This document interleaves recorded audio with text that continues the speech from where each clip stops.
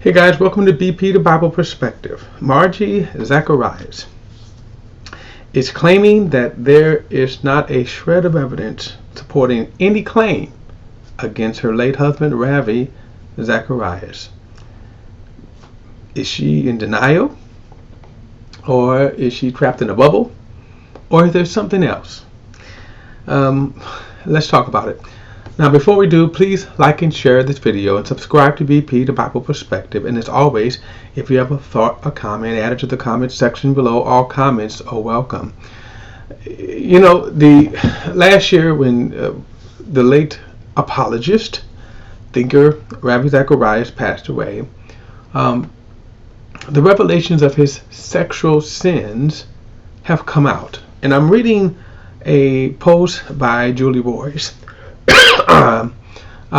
That she reports that the wife of Ravi Zacharias, Margie, has denied. And here's the snippet of what she says.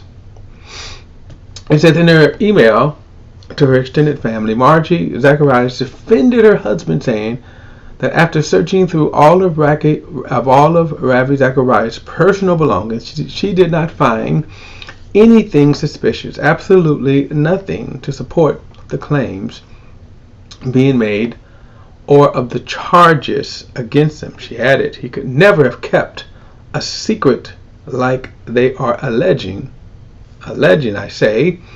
There is not one whit of evidence to support what they are saying. At the very least, with all the medications he was on at the end and hallucinations, something would have come out. Now, this defense flies in the face of several investigations, one by a law firm, several eyewitnesses, and people have come and made the charges.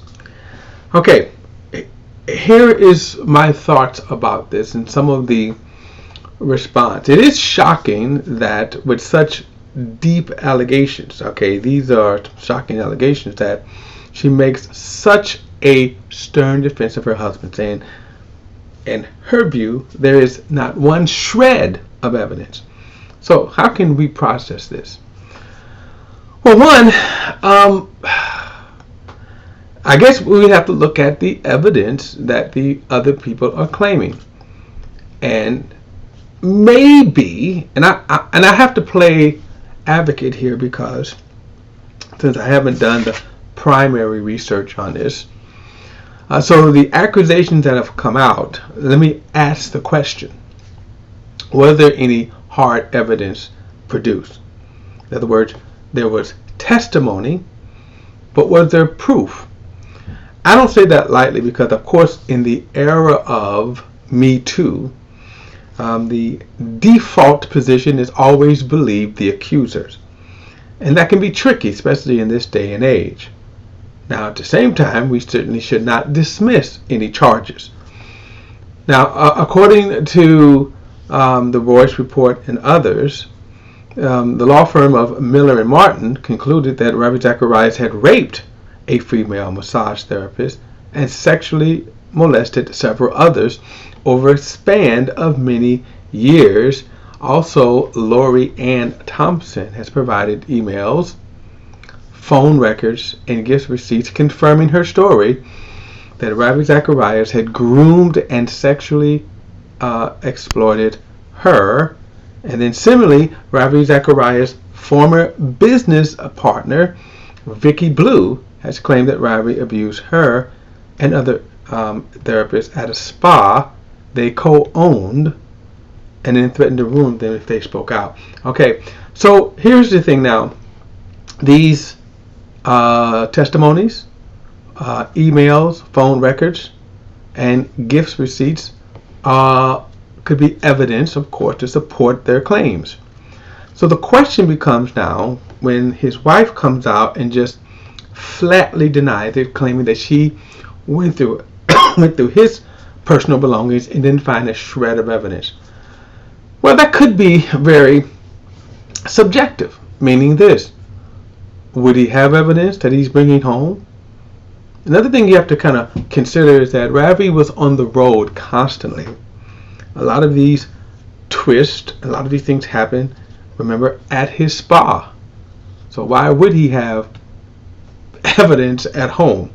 And again, I've been very vague here, but she was the one that kind of is going out of her way saying, flatly denying, and what seems to be overwhelming evidence. Now, of course, this would be hashed out in the court, in a courtroom, where evidence would be admitted and not admitted, examined and not examined, refuted, so forth and so on. That's how ultimately these things are going to go out. Of course, the biggest problem, of course, is Ravi is dead. He can't speak for himself. So the other thing would be, what kind of physical evidence do they have? Like, for example, do they have a blue dress? Now, for those of you who don't know about the phrase there, the blue dress, back a number of years ago during the presidency of Bill Clinton, a woman came forth with an allegation. And the whole thing is kind of a setup. And at the time, Bill Clinton looked into the camera and said, "I had not had sex with Monica Lewinsky." I mean, he looked right into the camera. Then she produced a dress, a blue dress with sperm on it. And that, of course, then he came back and go, I lied. So we had that kind of hard evidence there. I don't know would they have it or not. One of the things we see that's going on here is that the Ravi is dead, right? So, however, he has a television ministry. He has lectures, books. And sometimes when you're sort of protecting the brand, and even after the person dies, the brand lives on, right? I mean, think about, for example, Michael Jackson, right? He is still making money. Prince, still making money. Well, on ministries, they make money too, and they perpetuate the ministries too. Like, for example, J. Vernon McGee, who's been dead for now a number of years, but his radio programs are still being played, and tapes, sermons, and books, things like that. So the idea is that now, here's the question: is Margie protecting the brand? Could she be sincerely is she in denial? Now, by being in denial, is it possible that she had no clue about her husband's affairs? And that's very possible. See, remember, he had a lucrative ministry, and then of course the spas. That's a whole nother kind of level there. But the spas were making money. But just his ministries alone, you see, very lucrative. In other words, equal paycheck, lifestyle. So can a wife be in denial about their husband? When you think about other men of God who have fallen, think about Ted Haggard, for example. Did his wife know? She went on Oprah and said she had no clue. That was shocking, and everybody's kind of looking at her like, you had no clue, not a smidget of clue. And that's very plausible. Look, she's enjoying her life. She's enjoying the status, the lifestyle that he lives. And oftentimes, traveling ministers can look. Using the old phrase, what happens in Vegas stays in Vegas. Well, you could say what happens on the road stays on the road. And when they come home, no, they're not going to bring, mementos, as it were. At least the smart ones won't. So, yeah, he could have come off the road from his many speaking engagements, and she has no clue. I would also say that the reason why she doesn't have a clue is because she didn't want to have one. In other words, not turning the blind eye. I'm not going to look that direction right there, because if I look that direction, I don't want to see what I need to see. A lot of possibilities here, but it is shocking that she has completely denies, and that's, I think she's setting herself up for great disappointment at the very least. Okay, in other words, is she really opening to examining evidence that need to be examined? At any rate, look, it seems like it's not going to be over, because if she keeps denying, then people may start